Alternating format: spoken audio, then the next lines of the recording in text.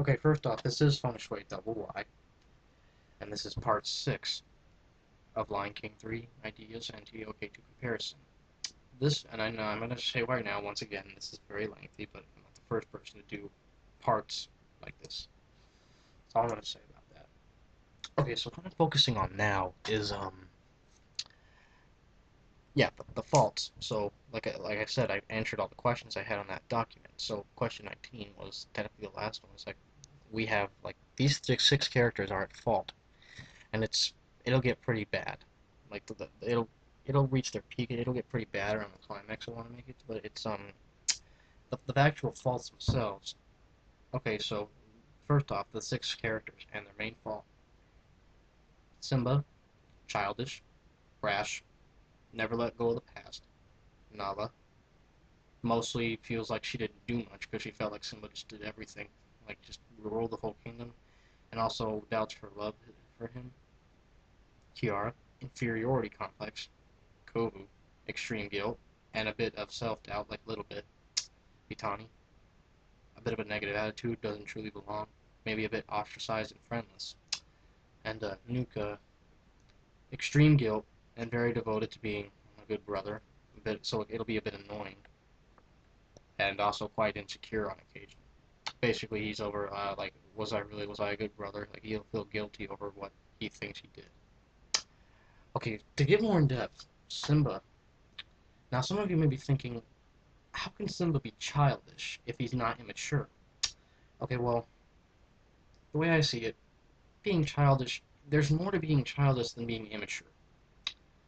Let's see, like, what a kid is. Basically, kids, irrational thinkers, they jump into things quickly, they get angry quickly, they never let go of grudges, they are very emotional, we all know this.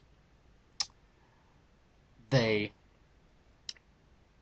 they can, I'm sorry, I'm trying to remember all I said, but just that information alone pretty much explains what's going on here. Oh, they don't know what empathy and sympathy are. And some of you might be saying, "Oh, he got that from Donald Glover." Okay, the truth is, yeah, I watched his special, but that's we all know that's true. They don't have that many empathy or sympathy. Simba's not really like that, but I'm just going over a list of what kids are practically are. And Simba is a couple of these things. He's for the first part, he was if he was rash enough to just exile these guys just because they followed Scar, supposedly without a second thought, the way they say it, and this he just hates them for that one reason. That's the only reason he resents them because it was his dead uncle. It's like, and he never let go of the past because it's like, dude, get over it. You should have been over it. Like you confronted your past. You beat the guy. He was responsible for his own death. He died. It's been like years since he died. Why can't you just let it go? And especially now, after so many years, you should have been able to let go. And I know some of you might be thinking he was so close to his father, it was traumatic for him. But think about this. Enough is enough. You have to get over it sometime. It's like you can't just live in the past like that. And he's kind of hypocritical because he's like, forget the past, move on. He hasn't, but he hasn't. He's a hypocrite. You know, it's like, oh, I hate Scar. Like you hate a dead guy. Like sure, you can resent and hate what they were in life, but actually still hating them when they're dead. And let's be honest, in The Lion King, in that afterlife, we can assume maybe forgiving. Because think about Mufasa and how forgiving he is. He probably was. Maybe, like, maybe he and Scar are in the same cloud. Who knows? But basically, that's how ridiculous he is. He's hating a dead guy. What sense does that make to hate somebody who's already dead? It's over. He got what was coming to him. You don't have to hate him. There's no reason. It's ridiculous. That's one of the reasons. That's one of the reasons he was like a bad guy in the second film. He felt a lot like a bad guy, and he wasn't himself. He wasn't himself. And some people like think, oh, but he had to take the throne at so young of an age, so he had to mature himself really quickly. But it's not like people don't change that drastically. And remember, The Lion King is based off human behavior. It's not 100% realistic because we have to tone this down to PG. But you know, I mean, Coraline was frightening to some kids. Uh, okay, that's a bit random. Okay, so Nala. Now, she didn't seem like an important character in the second film, even as a secondary character. She was important in the first film. She was like the second protagonist in a sense, and she's Simba's lover and everything, his queen. But it doesn't look like she had any influence over any decisions. You know, it's like Simba just did everything, and everything that Simba did, which was technically like, why did you do that? That's kind of a wrong decision. But like, he's kind of arrogant. It's like he thinks he knows what's best just because he's a king. And it's like you would assume that Nala would start doubting her love for him. You know, it's basically how it is. And Kiara, inferiority complex. Well, she just thinks she's a bit. She just feel like trash. Because think about it, she's around. She can't hunt. She feels like she first off she was over her. She had an overprotective father. He didn't really let her do much. She was she just looked at like a defenseless hunk of meat. The second film, she didn't really defend. She didn't really know how to defend herself. And I was also going to have it to where I secretly make fun of what happened at the end, where it's like, we are one. Like, if you could convince a whole army the way she did just to stop fighting with just two, 3 words, then something's wrong with that place. It's like stupid people land or something. And then she contemplated over, am I really, like, is she really worth that much? She's just going to feel useless. Because she doesn't know how to hunt. Because he had an overprotective dad, didn't really go out much, had little friends. She just would feel, and she's around people.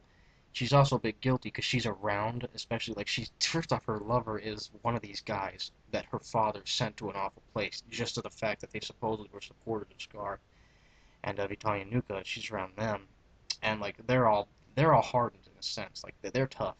They're really tough. And if somebody who's around a great fighter, somebody who can't hunt, you would assume she'd feel bad about that because like why am I so bad at this stuff? Look, like why can't I do that? It just doesn't feel. It just feels you just feel bad like about yourself. You beat yourself up. Cole was a bit obvious. You could tell he was guilty in a sense. I was gonna make it to where like he was guilty of only the fact that he felt like he didn't do anything to help his little two siblings. He's the youngest, so he didn't like. He also feels like he shouldn't like I shouldn't really like that responsibility was his older brother's. And then Nuka's gonna feel guilty over that. It's like, oh my god, like, did I just leave them to fend for themselves, or did I really protect them? Like, Nuka's not gonna, for a while, he's not really gonna know whether or not he was always a good brother.